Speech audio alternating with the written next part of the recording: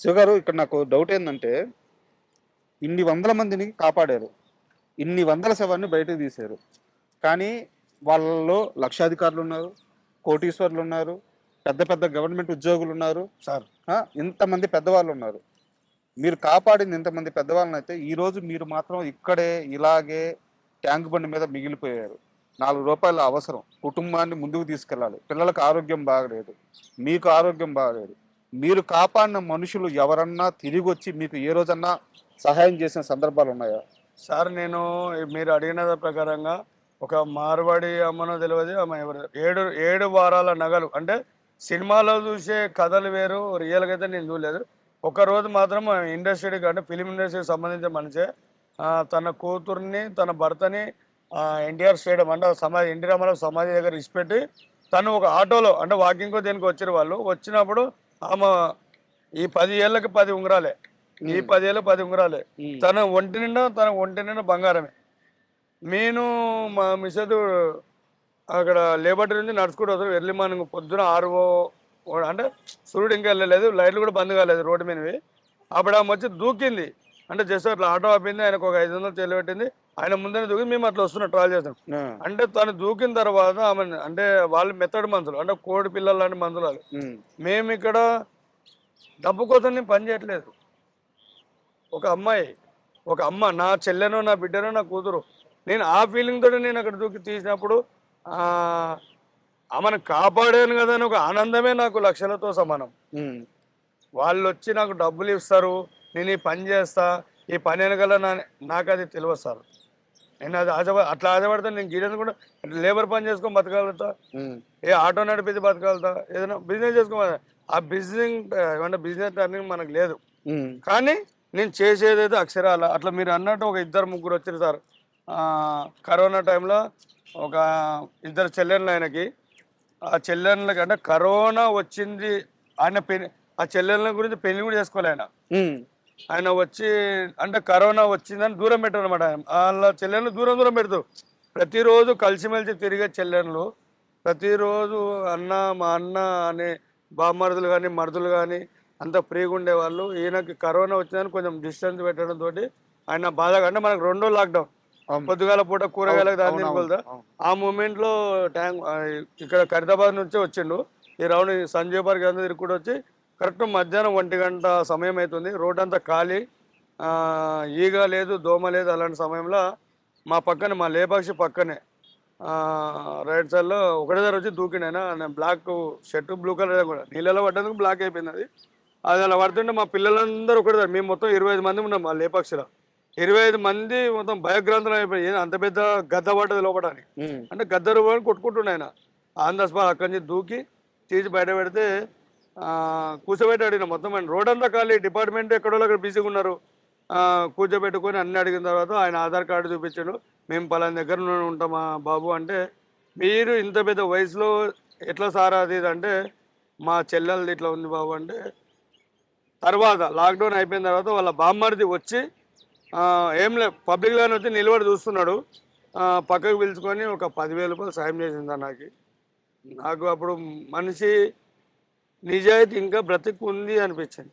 సోను సూద్ గారు కలిసినప్పుడు ఏం మాట్లాడారు మీతో?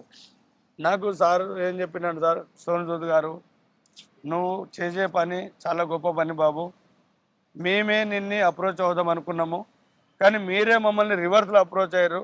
అది ఇక్కడ నేను గొప్ప నువ్వు గొప్ప అని అయితే మేము అనుకోవట్లేదు. నువ్వు చేస్తున్న పని చాలా మంచిది. జెన్యూన్గా అంటే జెన్యూన్ అంటే నాకు కదా విశ్వాసంగా నిస్వార్థం లేని వాళ్ళు ఎవరైతే ఆపదలో ఉంటారో, అది హార్ట్ ఆపరేషన్ ఉండొచ్చు, ఇంకా వేరే అంటే ఒక 10,000 కూడా ఖర్చు పెట్టాలని బీద వాళ్ళు ఉంటారు కదా, వాళ్ళని మనకు నా దాకా తీసుకురా. మనకి హరీష్ ఎవరైతే ఉన్నారో ఆయన పిఏ, ఆయనకి ఇన్ఫామ్ చేయి. హరీష్ ద్వారా నన్ను నా దగ్గర నంబర్ ఉంది, ఇప్పటికి సార్ నంబర్ ఉంది. సార్ ఇట్లా అంటే నేను ఎప్పుడు హాయ్ బాయ్ అని నేను చెప్పను ఎవరికి, గుడ్ బాయ్లకి ఇవ్వాలి నాకు రావు. అతి అవసరం వస్తేనే, నాకు ఎంతో అవసరమైతే నేను చెప్పలేదు సార్ ఆయనకి. కానీ ఖచ్చితంగా సార్ ఇచ్చిన నాకు హామీ అదొకటి, ఎవరికైతే అవసరం ఉంటుందో వాళ్ళ గురించి ఫుల్ డీటెయిల్స్ కనుక్కో, తెలుసుకో. నీకు అర్థం కాకపోతే హరీష్ని సంప్రదించి హరీష్ ద్వారా కనుక్కొని వాళ్ళకి మనం హెల్ప్ చేద్దాం. మరి మీ బిడ్డకి గుండె ఆపరేషన్ కావాలి కదా, మీరు ఎందుకు సార్ని కలవలేదు? సార్ నాకు మనసు రాదు సార్. నేను నలుగురు కోసం పోరాడుతున్నా. నా ఇంట్లో చెట్టు ఎండిపోతుందని నాకు తెలుసు.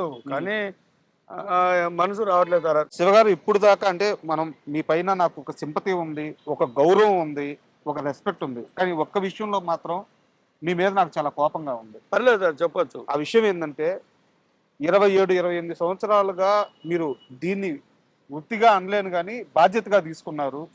కానీ చాలా కష్టాలు పడుతూ ఉన్నారు. కానీ ఇదే పనిని మీ బిడ్డకు కూడా ఇచ్చారు.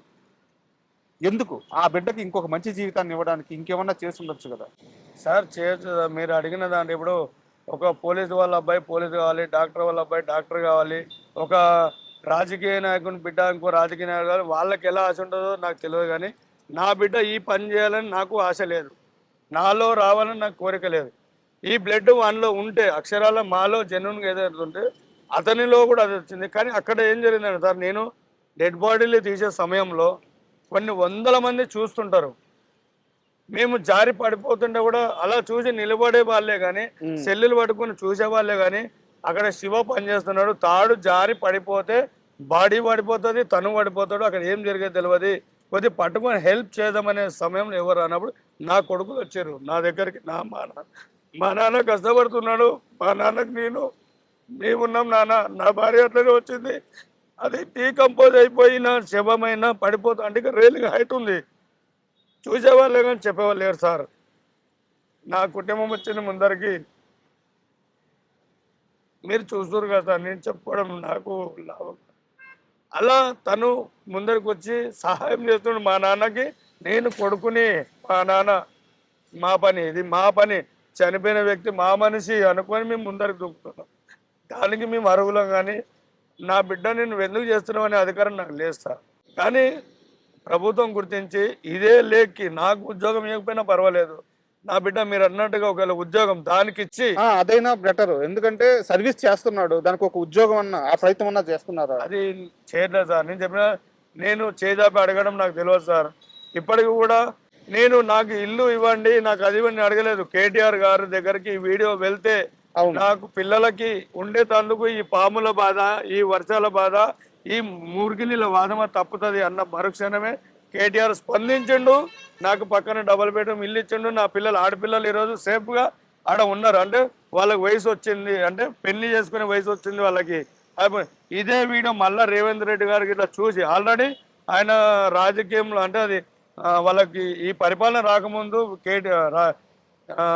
రేవంత్ రెడ్డి గారు నాతో మాట్లాడిండు, మన హయాం రాని, మన హయాం వస్తే శివ ఏదైనా చేద్దామని నాకు ఒక మాట ఇచ్చిండు. అది గాంధీ భవన్లోనే మా అన్న, అంటే నాకు ఒక కర్జన్ బ్రదర్ లాంటి మంచి చెడ్డల ముందుంటే రమేష్ అన్న, బోయగూడ రమేష్ అన్న, ఒక జిమ్ ట్రైనర్ అనమాట ఆయన. ఆ ట్రైనరు నన్ను శివ అన్న దగ్గర పోదాము, నేను ఇంత కష్టపడుతున్నావు, నేను చూడలేకపోతున్నా అని అన్న నన్ను తీసుకెళ్ళి రేవంత్ రెడ్డి గారితో కల్పించి, రేవంత్ రెడ్డి గారు కూడా చెప్పిండు, అనిల్ కుమార్ యాదవ్ కొడుకు అనిల్ ఎవరైతే ఆయన కూడా అదే అన్నాడు, శివ మన హయాం రాని మాట్లాడదాం చేద్దామని చెప్పిండు ఆయన. మరి రేవంత్ రెడ్డి గారు సీఎం అయినాక కలిసారా వెళ్ళి ఒక్కసారన్నా? కలవలేదు సార్. మరి కలవాలి కదా, ఎందుకంటే సీఎం అన్నాక చాలా పనులు ఉంటాయి సార్. నేను చెప్పిన కదా సార్, నేను మీడియా ద్వారా చెప్పుకోగలుగుతున్నా కానీ సార్ నాకు అది ఆ రోజు మీరు నాకు అది ఇస్తా అన్నారు, ఇవ్వండి అని నాకు ఇష్టం లేదు సార్. ఖచ్చితంగా ఈ వీడియో సీఎం గారు కానీ చూస్తే 27 ఏళ్ల మీ కష్టానికి, మీరు సమాజానికి చేస్తున్న సర్వీస్కి, ఒక ప్రభుత్వ ఉద్యోగం అనే దానికి మీరు అన్ని విధాల అర్హులు. మీరు కానీ లేకుంటే మీకు వయసు అయిపోయిన తర్వాత మీ బిడ్డకు కానీ మీ కొడుకు కానీ మీ ఇద్దరిలో ఎవరో ఒకరో ఉద్యోగానికి అర్హులు. ఈ వీడియో కానీ సీఎం గారు కానీ చూస్తే ఖచ్చితంగా రెస్పాండ్ అవుతారు నమ్మకం నాకుంది. అండ్ ఇంకో విషయానికి వస్తే, ఇప్పుడు ఇంతమందిని కాపాడారు కదా మీరు, ఇన్ని శవాలను బయటకు తీశారు కదా, మామూలుగా మీరు చెప్పండి, చనిపోవడానికి వచ్చే వాళ్ళల్లో ఎక్కువగా అమ్మాయిలు ఉంటారా, అబ్బాయిలు ఉంటారా, మగవాళ్ళు ఉంటారా, ఆడవాళ్ళు ఉంటారా? అమ్మాయిలు ఎక్కువ ఉంటారు. ఎందుకంటే ఆడపిల్లలు కాలేజీలు అని చెప్పేసి తల్లిదండ్రులు ఎంతో కష్టపడి వాళ్ళ జీవితాలు అర్పణగా పెట్టుకొని కనుక్కున్న బిడ్డల్ని అంటే 10వ తరగతి దాటంగానే 11, 12, 13 ఇవన్నీ చేయాలి. ఎందుకంటే మోపిల్లాడు అంటే ఎట్లయినా బతికేస్తాడులే, ఎలాగైనా బతికేస్తాడులే అని పిల్లగాని పైన ఫోకస్ తక్కువ పెట్టి ఆడపిల్లల పైన ఫోకస్ ఎక్కువ పెడతారు. అంటే కాలేజీలో చదువుకుంటే బాగుంటుంది, ఏదైనా యూఎస్ పోవడానికి అవకాశం ఉంటుంది, మన దగ్గర పెట్టుకుంటే బాగోలేదనుకొని ఆ తల్లిదండ్రుల మూర్ఖత్వం, అదే వాళ్ళు చేసిన ఫస్ట్ తప్పు అదే. పోనీలే మన కుటుంబ సభ్యులు ఇక్కడ ఉన్నారు, వాళ్ళ ద్వారా పంపిస్తాము చదువుకుంటది అంటే ఇంటికి హాస్టల్కి ఉంటది కదా అన్నట్టు అది కూడా తప్పే. గవర్నమెంట్ హాస్టల్లో బయటకు పోవడానికి ఆస్కారం ఉండదు. ఉమ్, ఈ ప్రైవేట్ హాస్టల్ ఏవైతే ఉంటాయో ఆ ప్రైవేట్గా ఇంత డబ్బులు ఇచ్చి ఫుడ్ పెడతారు అవును కదా, అవును అవును. ఇట్లా ఏమంటారు కానీ అందులో ఉన్నంత వరకు నేను బల్ల పేపర్ నేను రాసిస్తా, బాండ్ పేపర్ మీద రాసిస్తా ఈ మాట. తల్లిదండ్రులు పోగొట్టుకున్న మొదటి తప్పు అక్కడనే జరుగుతుంది. మా బిడ్డ కలెక్టర్ కావాలి, నా బిడ్డ ఐపీఎస్ కావాలి, నా బిడ్డ డాక్టర్లు కావాలని లక్షలు లక్షలు పోసి చదివిపిస్తూ 6,000కి 7,000కి హాస్టల్లో పెట్టి చదివిస్తారు చూడు, అక్కడ మొదటి తప్పు, మొదటి స్టెప్ అదే. ఆ హాస్టల్ పక్కనే ఒక స్లమ్ ఉంటుంది, ఆ స్లమ్లో 100 మంది మోపురాలు ఉంటారు. చదువులేని దద్దమ్మలకి ఈ చదువుకున్న పిల్లలు బలిపశువులు అయిపోయి ఏదో జరగకూడదు జరిగిన తర్వాత ఈ యొక్క సూసైడ్ ఎంచుకుంటారు. అండ్ శివ గారు, ఇంతమందిని కాపాడుతున్నారు, స్విమ్మింగ్ అదరగొడతారు, ఇంత ఫిట్ గా ఉన్నారు, అసలు రోజు ఏం తింటారు? సార్ నేను చెప్తున్నా కదా, నేను అంటే నా జీవితంలో వండుకొని తిన్నది తక్కువ సార్, వండుకొని తిన్నది తక్కువ. కానీ ప్రజలు నన్ను శివ బాబు ఇదిగో ప్రసాదం తిని బాబు, ఇచ్చిన ప్రసాదం తిని బ్రతికిన, పోతూ పోతూ ఆఫీసులోకి వెళ్ళి వాళ్ళ క్యారియర్ తినక మిగిలించుకున్న అన్నం, బాబు ఇగో అన్నం తిను బాబు అంటే ఈ కట్టమైసమ్మ టెంపుల్ దగ్గర కింద వాళ్ళు పెడితే ఆ లంచ్ బాక్స్ తిని పెరిగిన